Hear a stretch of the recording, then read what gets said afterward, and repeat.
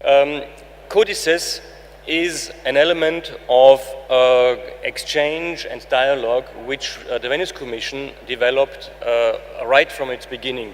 We are particularly grateful to the input and the impetus which we received from the liaison officers from the Constitutional Court of Belgium in 1992. The Venice Commission was established until 1990, but already from the outset the Venice Commission was very interested in cooperating with constitutional courts in order to promote constitutional justice in its member states, in Europe and abroad. So since 1992, on the basis of this Belgian report, we prepared a database which became operational in 1996, and this is CODICES. It was originally restricted to the member states of and observer states of the Council of the Venice Commission, but once the French-speaking group was established, the Association of Constitutional Courts using the French language, ACPUF, we started cooperating with them. We included French cases, in the CODICES database. Then we extended this cooperation to the Southern African Judges Forum in Southern Africa, to Asia, to Latin America, and so on. And so this is how CODICES became a worldwide database, and we now promote it also in the framework of the World Conference on Constitutional Justice, which came into place only in 2011. CODICES is really the product of the liaison officers. These are your liaison officers. It's you, the judges, the courts, members of the regional groups and the World Conference who have appointed these liaison officers. CODICES, of course, contains the list of liaison officers, all those who contribute regularly, and we are very grateful to this because they do this free of charge. We are not able to help them financially, and very often the liaison officers have to do this work in addition to their regular duties. And this is a very hard work in reality because they have to select important cases from your court. We cannot take all your cases. The liaison officers have to make a choice of the cases, decide which cases are of interest to other courts. They have to summarize them in a format which you will see soon, and they will then be able to send this to us either in English or in French, and this information goes into the database. So thank you very much to the liaison officers, to all of your courts who already have contributed, and I would like to invite you, when you go home, please find out who your liaison officer is. The list is available here publicly in this database. When you have a doubt, ask them to continue contributing, and if you find out that your court has not yet appointed a liaison officer, please do so. This is very important. The CODICES database is a very rich database. Rich, as I said, due to the contributions from the liaison officers. We have more than 9,000 cases currently from all 4 continents. Here is also on the screen a typical presentation of a case. You see that this is a case from South Africa, from the Constitutional Court. You see under D, it dates from 19 January 2015. Then you see the number of the case. The case was called Democratic Alliance versus African National Congress, and so on. And you have keywords of the systematic disorders. I will come later to these keywords. And you have a second set of keywords of the alphabetical index, because this systematic disorders is only deals exclusively with topics of constitutional justice. But often you will have other elements which do not relate to constitutional law as such, and these keywords can go into this alphabetical index, like questions of civil law, criminal law, and in this case here it is electoral law. Then there is a part which is called head notes, and this is the really difficult part because the liaison officers have to make an abstract statement. What was the real outcome of this case? What could be of interest for the other courts? Because they draft this not for the local public, they draft it for you, for the other courts. And here, for example, in this South African case, we learn that a statement by a political party during an election campaign does not breach a prohibition on public false information to influence outcome of election with the freedom of expression rather than a statement of fact. So, unfortunately, it's a little bit cut off and right, but you see, this is really what can be of interest for you. If you ever, in your case, in your court, you have an electoral case and there is a question of statements by a political party, here is, you see, how the South Africans decided. You can then decide, yes, okay, this is reasonable what they say, we will use it ourselves, or you say, no, under our constitution, this does not fit, and therefore we will not apply it. But at least you will know what the others have said, and this is what can inspire you to take a similar or a radically different decision, but you will be informed. This is the idea of CODICES. Here we come to this search tool, the systematic thesaurus. You see on the left side of the screen that it has 5 main chapters. And in fact, it is like the branches of a tree that you, it has a first chapter on constitutional justice, second is on the sources of constitutional law, on general principles, on institutions and fundamental rights.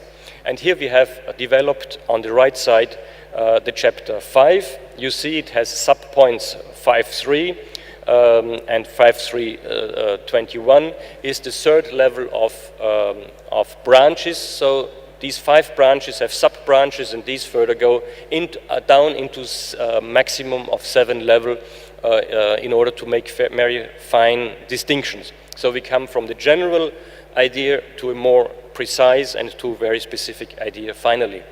So for example, this keyword 5.3.21, freedom of expression, has on the right side 2 links. One is called précis. Précis is these summaries which we ask from the liaison officers. This is how they summarize the case in English or in French, and where the liaison officers tell us what the outcome of this case was. But also you see further to the right a link constitution, because we use the same index, the systematic thesaurus, also in order to index the constitutions themselves. So you can search in the case law by clicking on précis, but you can also search in the constitutions by clicking on const. And then you will find in the constitutions which have already been indexed all the articles relating to the freedom of expression in our case. So we have also the other type of index. This is the alphabetical index, and here, for example, in our South African case, here this is about the election campaign, and again, these are links. When you click on the word election campaign, you will receive a result of all the cases which relate to the election campaign. Then, when you click it, a list of results comes up, and here you see on election campaign we have 43 results. We have cases, here you see the abbreviation. The cases always have an identification number, which starts with the Olympic code. You see CRO, that's Croatia, CZE, that's the Czech Republic, then you have EST is Estonia, France, Hungary, Russia, and Slovakia. So you have cases from all of these cases which relate to the same issue. So if ever the election campaign is an issue, you might wish to search here under this keyword of the alphabetical index. We have also full texts, because of course your judgments are in many languages, and we ask you also to send them to us in the original language, because it could very well be that judges or staff of the other courts in the other countries are able to read it. Even if you have a judgment in Estonian, maybe at a given moment of time they know someone in their country who can read Estonian and would be able to produce a translation of the full text. So while the main part of CODICES is in English and in French, these summaries, that's the short entry point, we also reproduce the decisions in all the languages. And here, for example, on the left side of the menu, you see that from Albania, we have judgments in Albanian, in English and in French, from Andorra in Catalan, from Armenia in English, French, and Russian, and so on, from Austria in English and German. So whatever the court sends us, whatever the liaison officer sends us, goes into this database, and this is how we accumulated full text judgments in all in more than 40 languages. Until recently, we had a problem with special fonts, with, for example, Arabic or Korean, but this is now solved. You can even send us the full text as a PDF file, and they will be reproduced. We have also descriptions of the courts, because in order to understand the judgments and their context, you need to know what the court is able to do, what its competencies are, and how it is set up. Only this allows you really to evaluate a judgment when you know what really the court can do, and therefore we have asked the liaison office to provide descriptions of the courts. They start with an introduction. It is then a short chapter on the composition and the organization of the court, its jurisdiction, its competencies, the nature and effect of its decisions, and a short conclusion. So also we try to include these descriptions which place the case law, the judgments, into the context of the court which adopts them. What is very important in these summaries, often the liaison officers will refer to specific articles of the Constitution. Here, for example, we have a case from Korea from 2014. It was again an electoral case, and you see that there is a sentence which simply reads, "A referendum on important national policy stipulated in Article 72 of the Constitution," and the referendum, and so on. So we have in the middle of the text, we have a reference to the Constitution. What the CODICES database does, it goes through the text and looks for these references. It knows that the Koreans refer in English translation to the Constitution as Constitution. For other countries, the Constitution has a different name. For example, Germany and Hungary call their Constitution the Basic Law. So for these two countries, it would look for the word Basic Law, and then it links to these articles of the Constitution. So this means when you click on Article 72 of the Constitution, what it brings up simply is the text of the Constitution, and here Article 72 of the Korean Constitution is on the referendum on policy. But already now you see that Article 72 looks a bit different from Article 73 and 74, which are simply black text. But here they are underlined in blue. That means that this is a link, again, something where you can click. And this click, in turn, will start a search. Because once we have linked from all the cases to Article 72, we also can search back from Article 72 to all the cases which refer to Article 72. So by clicking here, we get a result for Korea, 7 results. So the Korean liaison officer sent us 7 cases referring to Article 72 of the Constitution, and then we see we have a case from 2016, 2009, and the oldest one is from 2003. So this is how you can find for a given article of the Constitution its interpretation given by the Constitutional Court. So we have 7 cases in which the Constitutional Court of Korea interpreted or at least referred to Article 72 of the Korean Constitution. However, we have gone further. We have included also international texts. We have included, for example, the European Convention on Human Rights, for those countries which are concerned, but also international texts like the International Covenant on Civil and Political Rights. Here, again, we have technically simply included these texts as if they were constitutions, so the same system applies. Whenever a court refers to an article of the ICCPR, this will create a link to the corresponding article of the covenant, and in turn, we have now a search link on Article 10. That means when we click here, we will get the case law from all courts, not only from the UN body, which is not a court, but from all constitutional and supreme courts who have send us a reference to it. So when we click here, what we see is, in fact, we have 10 results, 10 courts, 10 cases referring to Article 10 ICCPR. We have 2 cases from Azerbaijan, one from Belarus, from Romania, Russia, Ukraine, from the UK, GBR is the abbreviation for the United Kingdom, and from Mexico. So here you see how national constitutional courts referred to or interpreted Article 10 ICCPR. So this is very valuable, because if ever you want to refer to this article, it might be interesting to see what others have done before you, how they referred to it, how they used it, and therefore you have even not only the links from your own case law to your own constitution, you have also the links and the searches allowing you to see how other courts interpreted these provisions from international treaties. There is a search mask simply allowing you, facilitating the search. Here, for example, I show, as we started with freedom of expression, you can type in here freedom of expression and then you will receive the result, but you can also narrow down your result. The World Conference is composed of 10 regional and linguistic groups, and these groups, this information on which court belongs to which group or association of courts is also included.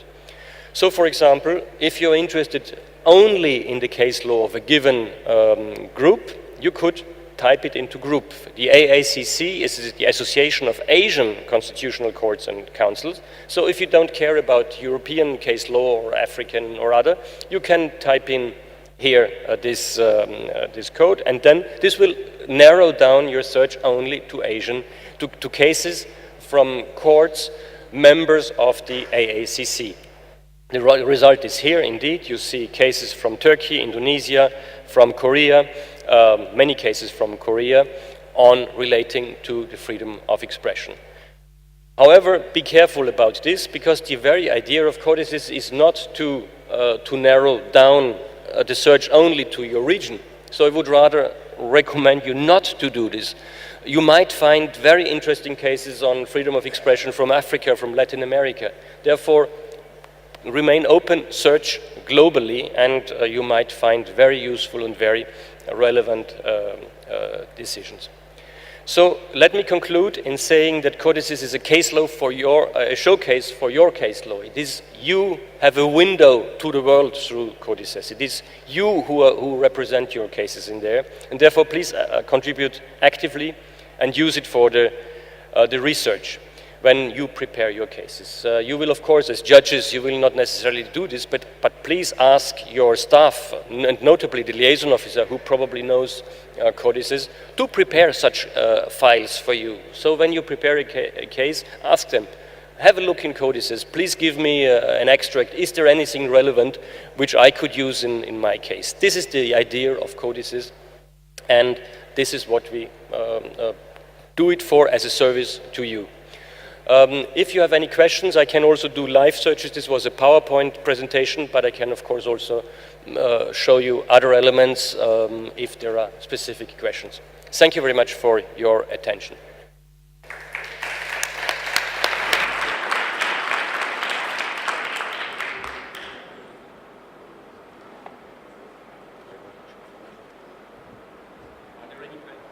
Are there any questions, any recommendations, problems which you may have encountered during those of you?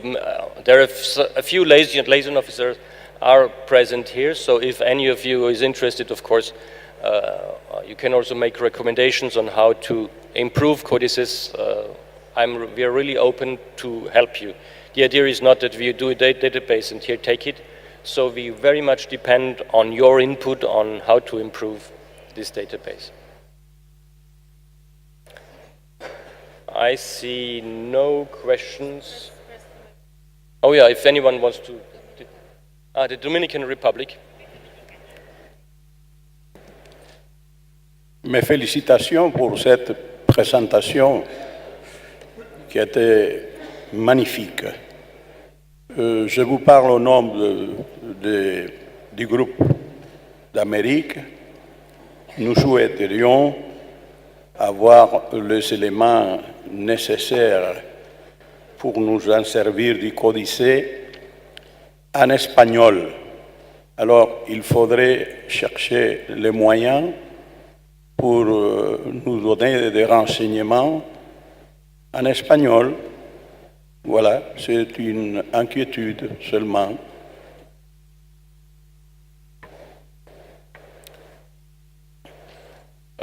Merci de cette intervention très pertinente.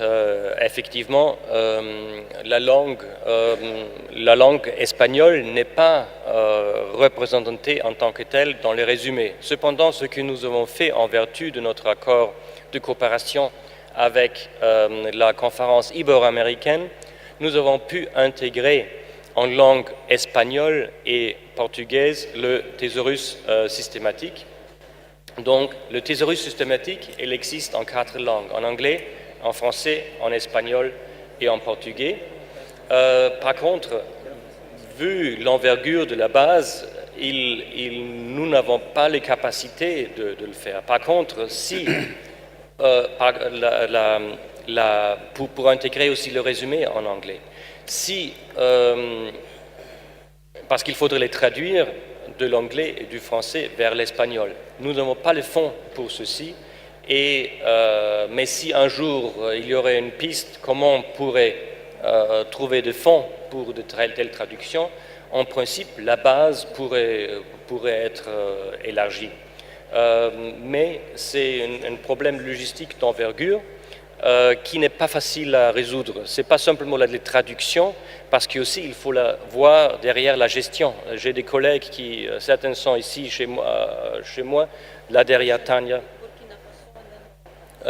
Tania et Zia, deux collègues qui sont présents, mais il y a encore d'autres qui n'ont pas pu venir. Donc ça augmenterait énormément la charge de travail. Donc il faut voir si un jour il y a des ouvertures qui se présentent. Merci. Burkina Faso. Burkina Faso. Oui, voilà. Et Maroc. Et après Maroc. Mais d'abord Burkina Faso. Voilà, c'est avec un intérêt certain que nous avons suivi cette présentation.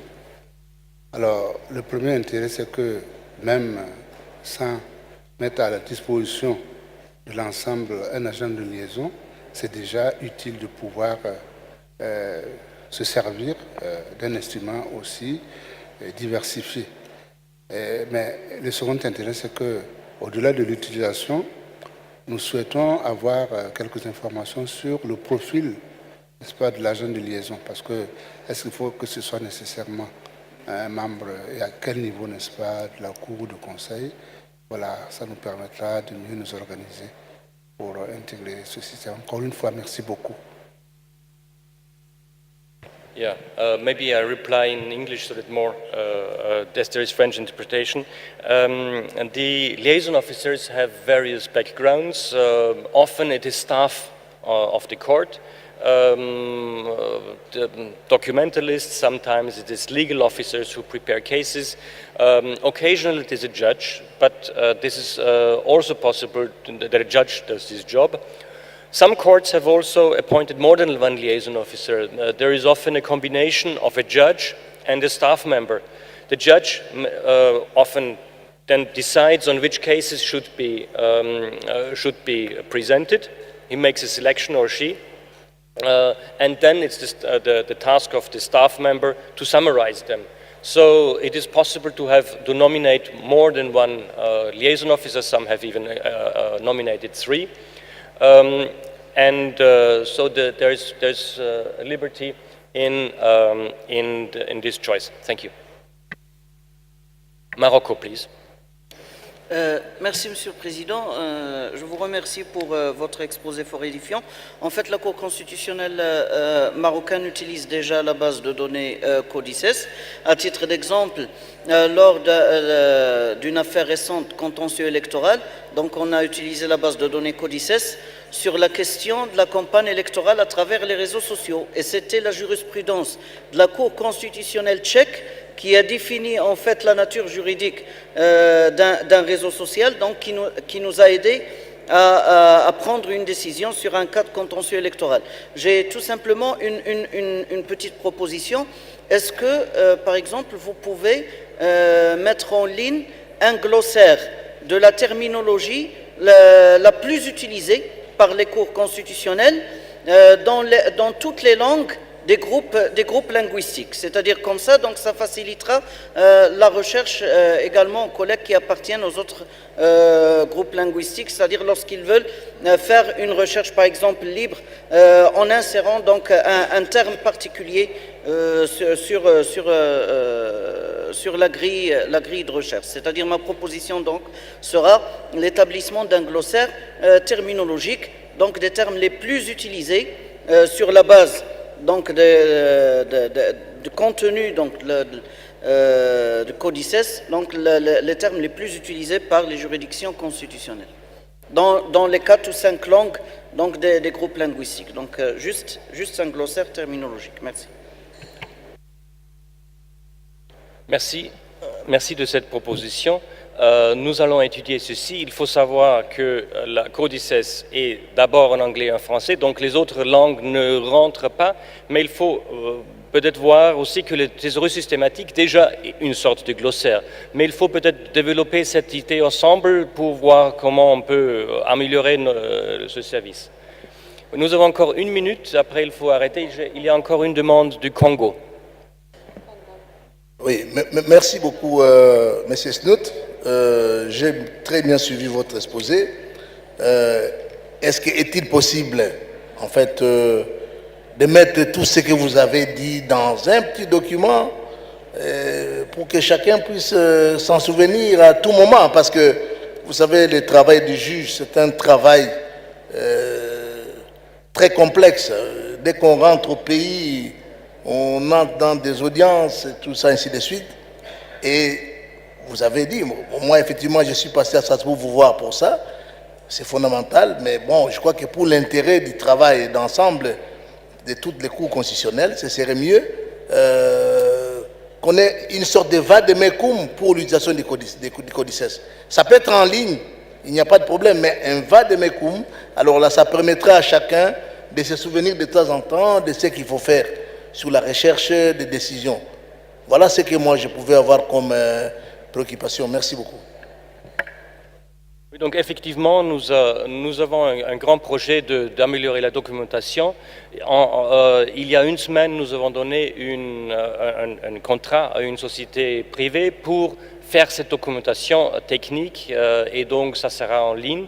Mais aussi, déjà, pour que vous ayez quelque chose pour vous souvenir de votre présentation, je viens de faire une présentation en ligne. Donc cette présentation sera envoyée à tous les participants dans cette conférence, dans ce congrès. Merci. OK. Donc la ultime question, parce qu'il faut vraiment arrêter, c'est le Sénégal.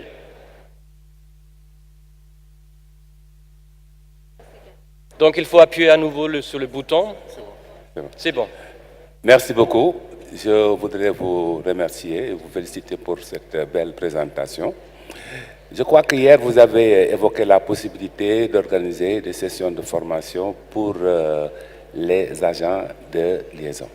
Si c'est le cas, je voudrais savoir dans quelles conditions pourrions-nous en faire bénéficier notre agent de liaison qui vient juste d'être désigné. Merci. Donc, merci beaucoup de cette question. Effectivement, j'ai le grand plaisir de vous annoncer qu'il y a juste 1 heure, j'ai eu le plaisir de parler avec le président de la Cour constitutionnelle de la République dominicaine qui sera l'hôte de cette formation qui est prévue. Il faut encore déterminer ensemble les dates, les conditions, mais une formation est prévue et vos agents de liaison seront invités à cette formation. Merci. Voilà. Avec ceci, je vous remercie de votre attention et nous continuons avec la session 5 sur l'indépendance. Par contre, il faudrait que uniquement les membres soient présents. Il y a peut-être aussi des non-membres qui sont présents, mais nous les invitons si c'est le cas, de quitter la salle parce que cette session est fermée. Merci.